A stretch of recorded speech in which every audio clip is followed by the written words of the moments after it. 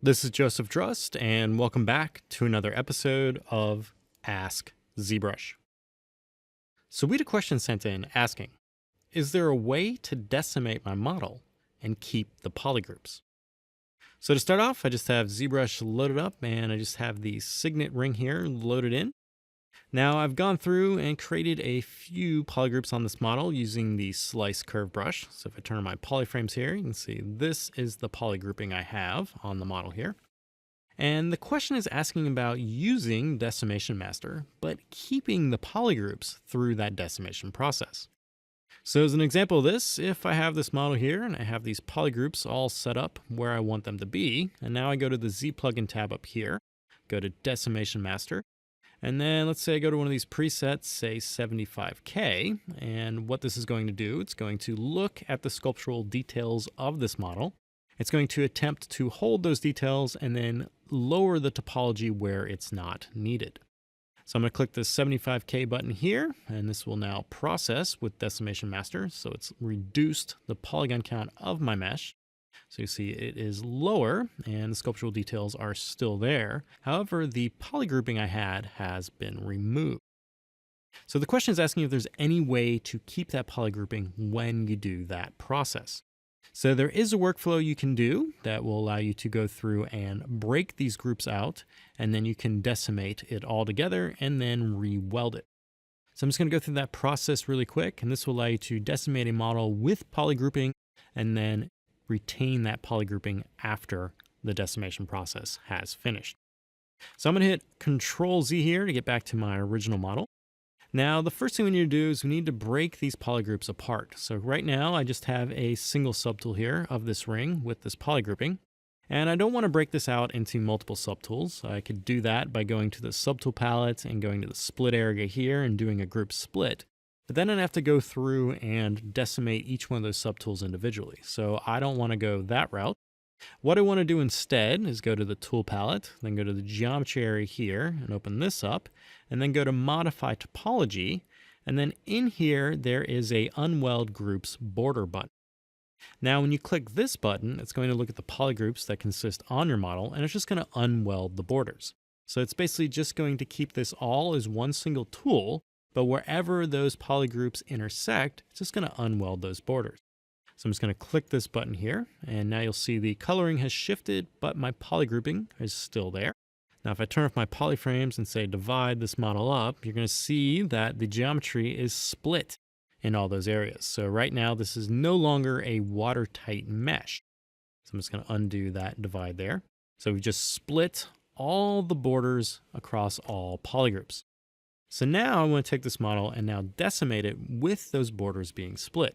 So I'm going to go to the Z plugin tab at the top here and go back into Decimation Master.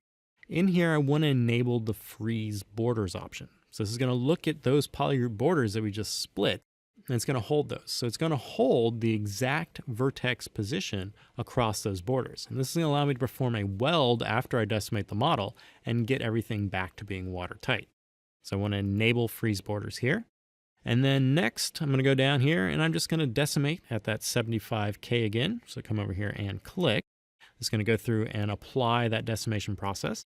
So you see the polygroups have now disappeared across my mesh. But if I turn off my polyframes and divide again, you're going to see those seam lines still exist. So the mesh is not watertight still. So now I can go down to the polygroup area here, open this up. I can click the Auto Groups button. This is going to go through and look at all those geometry islands and now give them a polygroup. So you can see now my polygrouping is back. So I've just decimated the model and now returned the polygrouping back to all those individual parts by clicking the Auto Groups button. And now I just need to weld everything back together so it's a nice watertight mesh. So to do this, we can go back to the tool palette, we can go to the geometry area, and then in here there is a Weld Points button.